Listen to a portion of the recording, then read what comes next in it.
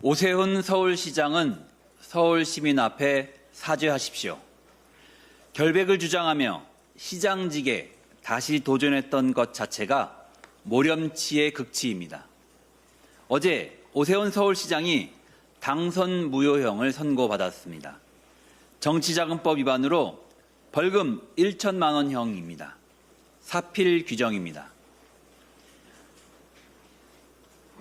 오세훈 시장은 지난 2021년 서울시장 보궐선거 과정에서 정치브로커 명태균 씨로부터 여론조사를 불법으로 제공받은 범죄 사실이 인정됐습니다. 재판부는 여론조사 5건에 대한 비용 대납 사실을 인정했습니다.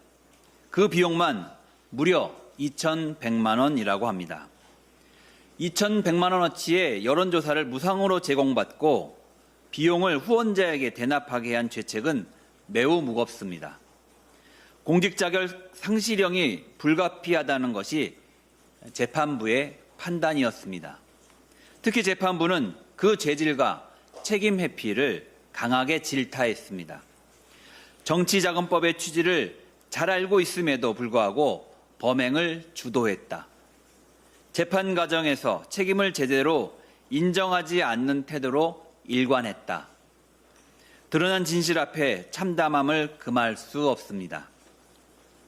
오세훈 시장의 거짓말이 어디 이번 사건뿐입니까?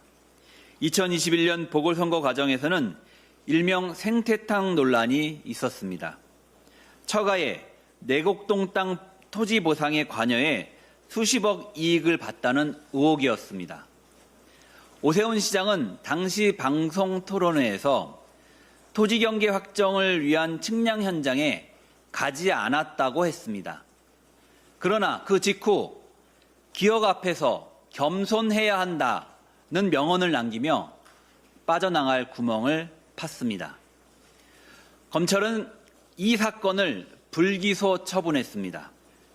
그러나 불기소 결정문에는 오세훈 시장이 내곡동 땅 측량 현장에 갔을 가능성이 높은 것으로 보인다라고 적시했습니다.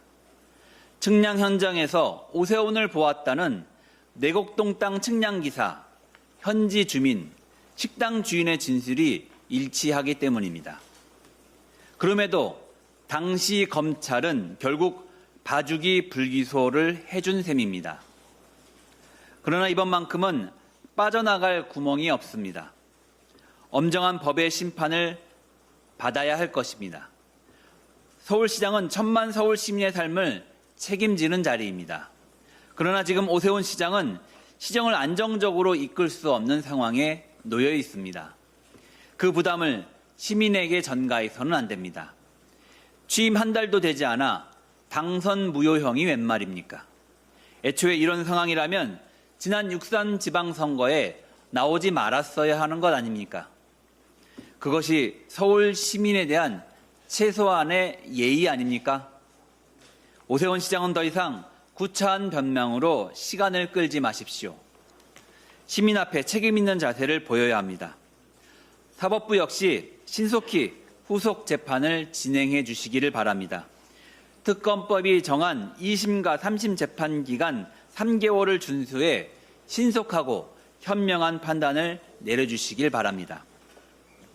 그것만이 혼란을 최소화하는 길이 될 것입니다. 민주당은 서울시정이 더 큰 혼란에 빠지지 않도록 철저히 감시하겠습니다. 서울 시민의 삶을 챙기겠습니다.